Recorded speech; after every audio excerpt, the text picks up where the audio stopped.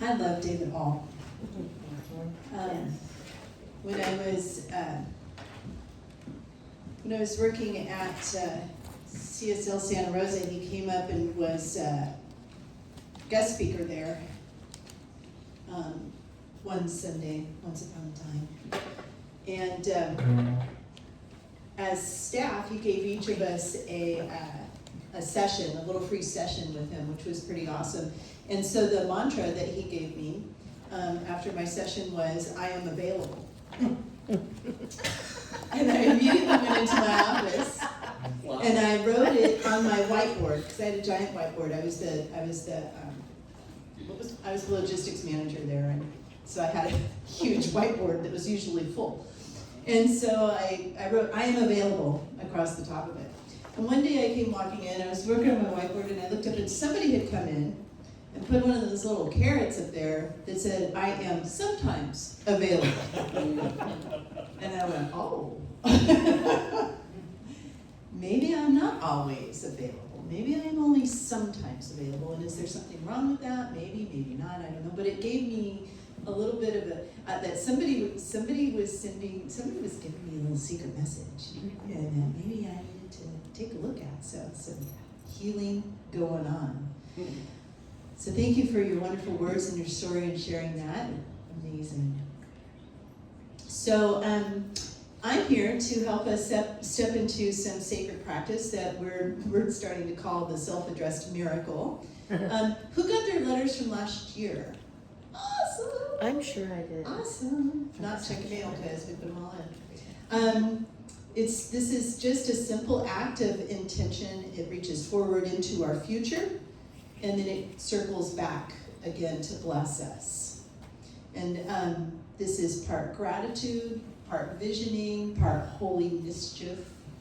It's completely rooted in the power of consciousness. So here we are. We're all here. We're all metaphysicians, whether you know it or not. You are creating every experience that you have, past, present, and future. So we're here to talk about our future.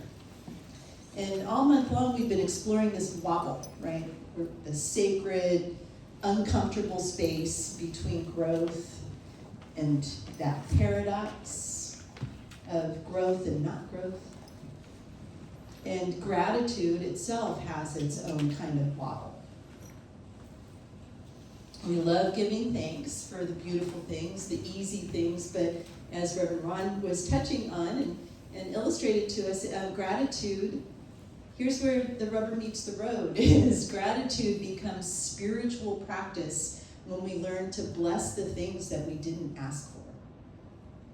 That's where we start putting into practice our spiritual principles, the things that we resist. When we begin to become grateful for the things that are stretching us past who we thought we were. That's where alchemy happens. We learn to alchemize tragedy into triumph. So I have a little list that maybe we'll be able to look at. We're in the wobble of technological paradox. We're right on theme. We are on theme. And if it happens, it happens. If it doesn't, it doesn't. So I came across this little handwritten list online, and I thought it was just perfect timing, of course. Maybe you've seen it, maybe not. Maybe we'll see it, maybe not. But what it is asking in this list is that a person had gone and written a list of things that maybe they were irritated with, and then were able to find gratitude within that. So they wrote early wake-ups. And the gratitude in that is having children to love. Or laundry, grateful for clothes to wear. Dishes to wash, grateful for food to eat. Lots of noise, grateful for people in our lives. Maybe I'm sore and tired laying in bed, but I'm grateful that I'm alive. So every irritation can become a blessing when we look for it, when we change the way we look at it. And so we're going to bring Wayne Dyer into the house, and we don't need to do that right now. We're well past that. Oh, are we? Well, there it is. That's right. Gratification. Well done, my faithful Thank servant. you. Well done, Wayne. So we're going to bring Wayne Dyer into the house, and we're going to learn that when we're going to, his greatest teaching to us is that when we change the way we look at things, the things we look at change, which he just summed up Science of Mind in a nutshell right there. Very quotable quote. Ernest Holmes says, "The future is not something we enter. The future is something that we create." So just let that sink in. The future is not something we enter. The future is something that we create. So we're not going to be stepping into 2026 here in a few weeks. We're creating 2026, starting now. Actually, we've been doing it all along, but now we're going to be aware of it. Creating 2026 with every thought, every intention, every act of gratitude. Today, we create consciously. And that's the power of this teaching, is that it puts us in the driver's seat to allow us to know that life is happening through us, not to us. So in a moment, or now, Marla's going to hand out a envelope. If you didn't bring one, she's going to give you a pen and a little form to fill out. And so what I'd like for us to do is just start thinking of some things. Maybe something that you want to experience in 2026. Or maybe something that you want to become in 2026. Something that you want to be grateful for next November, even if it hasn't happened. And that third one there, that's the miracle. That's where the miracles start happening. It's gratitude in advance. Ooh, I love that. It's faith made visible. So this is your future self whispering back to your present self. Thank you. I received this. It came true. So after everybody has their form, just going to lead us in a little visualization.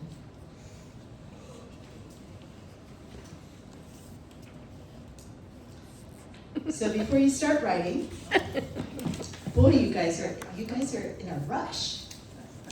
We want high. Oh, wait. I want to invite everybody to take a moment to not fill out their form right now. And instead, maybe place one hand over your heart. Maybe the hand that holds the pen. But take the pen out of your hand. Yeah, take the pen out of your hand. The hand that rocks the cradle all the way. And if you feel comfortable, close your eyes. Let's set the energy.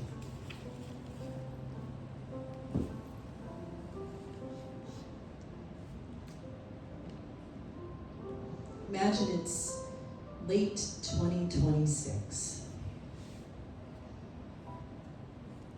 You're at home. You open the mailbox. And there's this envelope inside with your own handwriting on it. And you remember, oh yeah, I did that last year. You open it excitedly. And inside is a message from the version of you sitting right here in this moment.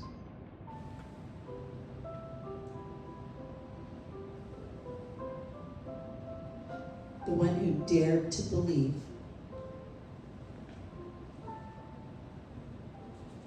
the one who dared to hope,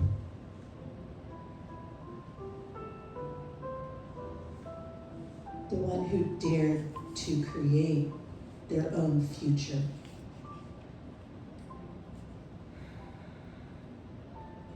So let that moment touch your heart right now.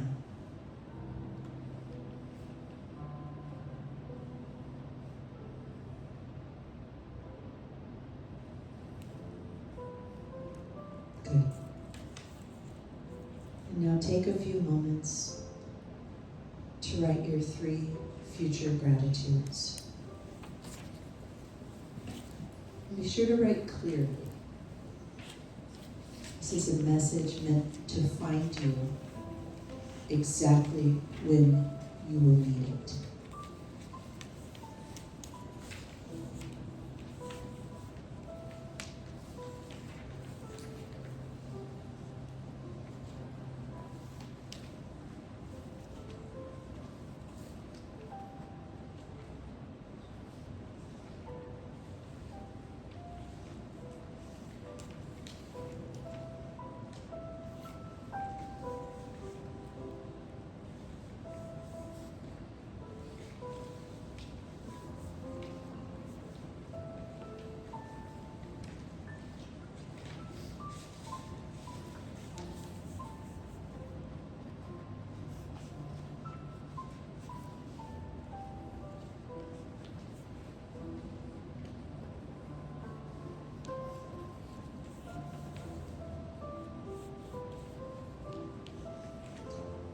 And when you've completed writing your 3 gratitudes, please address your envelope and seal it.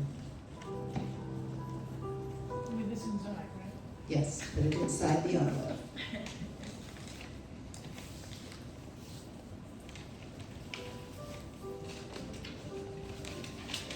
And as you seal your envelope, bless it. Bless the version of you who will open it.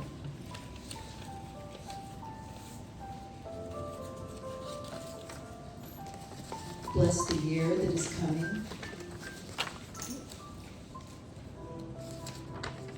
Bless the miracle with your name on it,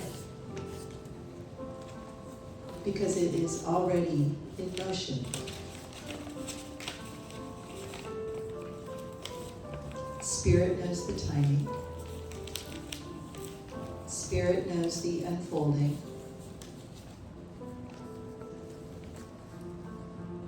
And your gratitude has already made a way.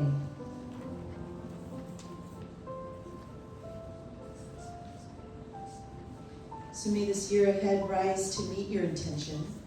May your gratitude open doors you cannot yet imagine.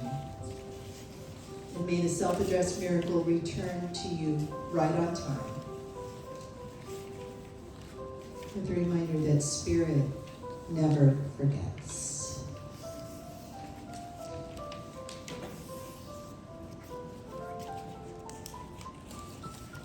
And when you do complete your envelope,